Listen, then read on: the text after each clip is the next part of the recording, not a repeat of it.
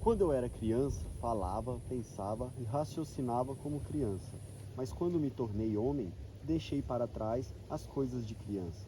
Agora, vemos de modo imperfeito como um reflexo no espelho, mas então veremos tudo face a face. Tudo que sei agora é parcial e incompleto, mas conhecerei tudo plenamente, assim como Deus já conhece plenamente. Três coisas, na verdade, permanecerão: a fé, a esperança e o amor. Bom dia, família. Neto na voz aqui mais uma vez, trazendo aquela palavra que não é só conhecimento e sabedoria, mas também alimento para a alma, o pão da vida. Nada devido à introdução, através das cartas de Paulo a Coríntios.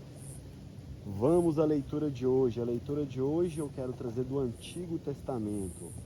Eu quero trazer uma leitura do livro de Esther, que também demonstra, assim como nas cartas de Paulo, como a realidade que a gente enxerga é apenas uma pequena fração dela e como devemos nos entregar à fé, dada que a nossa percepção é extremamente limitada, e a fé, para além da nossa percepção, é a percepção de Deus, uma percepção mais ampla e vasta de tudo aquilo que vivemos.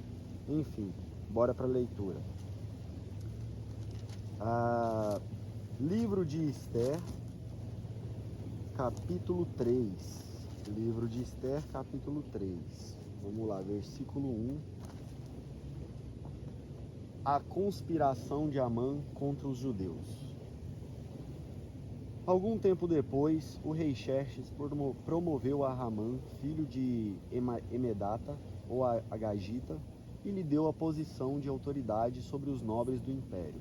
Quando Amã passava, todos os oficiais do palácio real se curvavam diante dele para lhe demonstrar respeito, pois o rei assim havia ordenado. Mardoqueu, porém, não se curvava diante dele para lhe demonstrar respeito, mas não era porque Mardoqueu era desrespeitoso, é porque, segundo a tradição judaico-cristã, que é a tradição bíblica, que é a tradição de Deus, não devemos nos curvar a ninguém a não ser Deus. Então os oficiais do palácio real perguntaram a Mardoqueu: por que você desobedece à ordem do rei? Todos lhe diziam isso, mas ainda assim ele não dava ouvidos. Então contaram tudo a Ramã, para ver se ele iria tolerar a conduta de Mardoqueu, pois Mardoqueu lhes tinha dito que era judeu. Quando Amã viu que Mardoqueu não se curvava para lhe demonstrar respeito, ficou furioso. Foi informado da nacionalidade de Mardoqueu e decidiu que não bastava matar somente a ele. Em vez disso, procurou um modo de destruir todos os judeus, o povo de Mardoqueu, do império de Xerxes. Em abril, no 12º ano do reinado de Xerxes, foram lançadas sortes, chamadas Purim, na presença de Ramã, a fim de determinar o melhor dia do mês para executar o plano. A data foi sorteada 7 de março, quase um ano depois. Então Amã foi ao rei Xerxes e disse: acerta o povo espalhado por todas as províncias de seu império que se mantém separado dos demais. Eles têm leis diferentes das leis dos outros povos e não obedecem às leis do rei. Portanto, não é do interesse do rei deixar que vivam. Se parecer bem ao rei, publique um decreto para que eles sejam destruídos. E eu darei 350 toneladas de prata aos administradores do governo, para serem depositados nos tesouros do rei. Ou seja, vemos aqui claramente um suborno, uma compra de um decreto. Uma compra de um decreto. Como diriam os americanos, follow the money. O ego, a cobiça, a ganância, a sede de poder, sempre dominando sobre a justiça, sempre em detrimento daquilo que é justo. Tudo por poder, dinheiro. Não que o dinheiro seja negativo, mas a cobiça gerada em torno dele, a fome de poder das pessoas ficarem cegas e a partir daí tomarem decisões ou obedecerem a decisões cegamente, porque tem uma fé enorme e total no dinheiro, isso leva as pessoas a decisões muito erradas. A gente vai ver aqui. Continuando. O rei concordou e, para confirmar sua decisão, tirou do dedo o anel com o selo real e o entregou a Ramã, filho de Ramedata, o Agagita, inimigo dos judeus. O rei disse: a prata e o povo são seus, faça com eles o que lhe parecer melhor. Assim, no dia 17 de abril, os secretários do rei foram convocados e um decreto foi redigido exatamente da forma como Ramã ditou. Em seguida, foi enviado aos mais altos oficiais do rei. No dia seguinte, foi enviado aos mais altos oficiais do rei, aos governantes das respectivas províncias e aos nobres de cada província, em sua própria escrita e língua. O decreto foi redigido em nome do rei Xerxes e selado com seu anel. As cartas foram enviadas por mensageiros de todas as províncias do império, com ordens para que todos os judeus, jovens, idosos, mulheres e crianças, fossem destruídos, mortos e aniquilados no único dia. A data marcada para que isso acontecesse era 7 de março do ano seguinte. Os bens dos judeus seriam entregues a quem os matasse. Uma cópia do decreto devia ser publicada como lei em cada província e proclamada a todos os povos, a fim de que estivessem preparados para cumprir seu dever na data marcada. Por ordem do rei, o decreto foi rapidamente enviado por mensageiros e também foi proclamado na fortaleza de Suzã. Então o rei de Ramã se sentaram para beber, enquanto a confusão se espalhava pela cidade de Suzã. Muito típico dos parasitas do poder aqui no reino da terra. Então, meus irmãos, o que a gente pode tirar de lição disso é: quantas vezes o que a gente está fazendo, seja por iniciativa própria, ou por ordem, ou por submissão, ou por necessidade de submissão em determinado trabalho, a gente deve ser analítico, crítico e reflexivo diante das questões, se o que estamos fazendo beneficia a humanidade ou se o que estamos fazendo é em prol da própria vida dessa humanidade, em prol da saúde, em prol da melhoria para as pessoas. Se o que eu faço, de fato, beneficia as pessoas. Aqui, em troca de dinheiro, em troca de um valor, sancionaram um decreto extremamente injusto, que era o de punir todos os judeus, porque o comportamento deles diferia do comportamento idólatra e pagão dos demais de sua sociedade. Ou seja, aquele que apresentou a verdade em meio às trevas sempre foi perseguido, sempre teve perseguição. Estou dizendo que os judeus de hoje estão com a verdade, estão certos do lado da guerra? De maneira nenhuma, óbvio que não.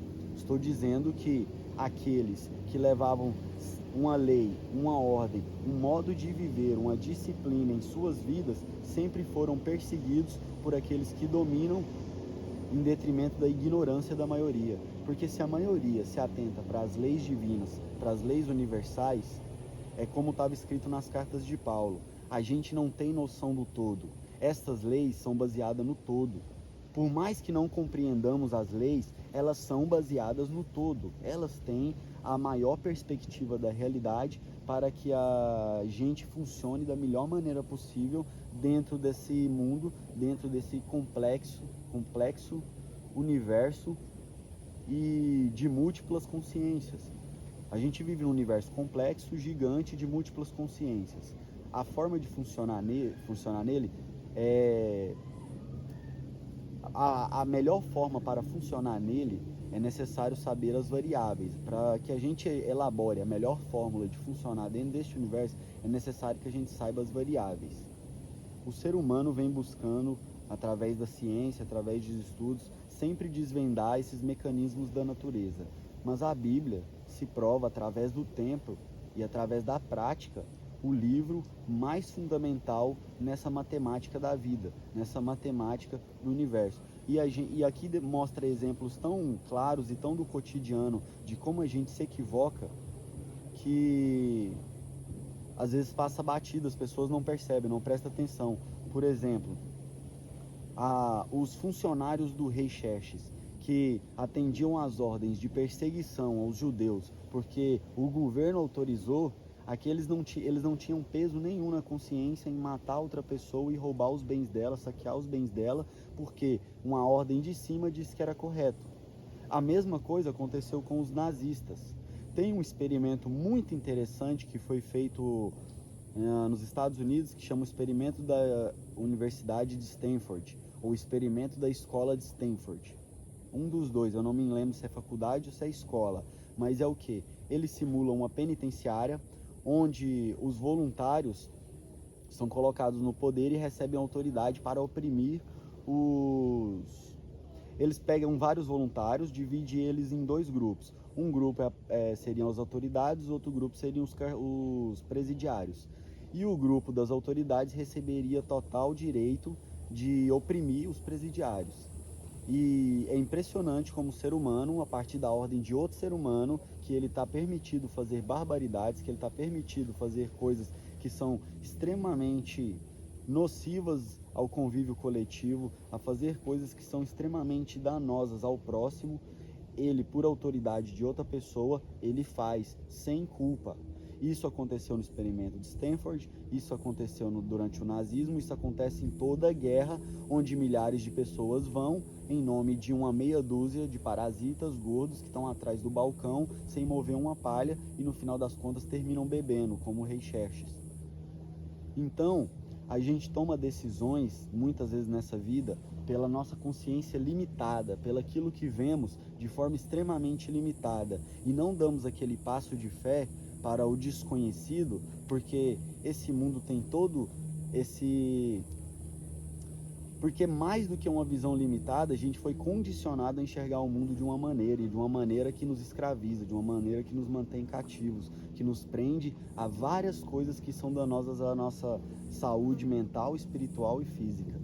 Então, um passo de fé é, mesmo que eu não compreenda todas as leis, eu ter noção de que elas são leis universais, e que, através da prática empírica, eu vou constatando a validade delas. Só que elas são leis universais, elas são perfeitas, elas buscam o quê? Total evolução. Então você nunca vai ficar numa zona de conforto. Ela cada vez vai te desafiar mais, a ponto de, no capítulo seguinte aqui, uma das esposas do rei Xerxes era Esther, que era judia, e que ela se vê desafiada a encarar o perigo da própria morte ao ter que defender o seu povo perante o rei, enquanto o rei, nesse determinado momento, estava injuriado até sem ver ela há vários dias por conta de vários problemas nas províncias. Então, a Bíblia, por ser o manuscrito perfeito, por ser as leis perfeitas, ela sempre vai te exigir desafios cada vez maiores, cada vez mais intensos. Nunca na zona de conforto. A sua zona de conforto será sempre a linha de frente, a zona de perigo da linha de frente, da linha de evolução, da linha de constante evolução. E a gente se mantém em zonas de conforto, obedecendo a ordens corruptas, que destroem vidas, que corrompem pessoas, que roubam pessoas. A gente está sendo conivente com tudo isso por querer ficar em zonas de conforto e não olhar para a verdade. Poderia citar aqui várias profissões que levam a isso. Poderia falar várias aqui, vem várias na mente agora. Que eu acho, inclusive, que eu vou citar algumas porque é válido para despertar as pessoas que ainda dormem. Mas a pessoa que se envolve com prostituição, a pessoa que mexe com venda de droga, a pessoa que entra para algum cargo público sabendo que o Estado é a maior quadrilha do mundo, o Estado é a maior são os maiores formadores de quadrilha desse mundo em diversas nações, pois ano após ano fazem dessa máquina pública uma máquina de sugar recursos da sociedade e mantê-los cativos, mantê-los escravos, sem nenhum tipo de investimento para o crescimento. Pelo contrário, investimento para a dominação e permanência da família dos mesmos no poder. Então, uma vez que você colabora com isso, você é conivente. Uma vez que você se envolve com isso, você é conivente. Sair da zona de conforto será sempre um desafio.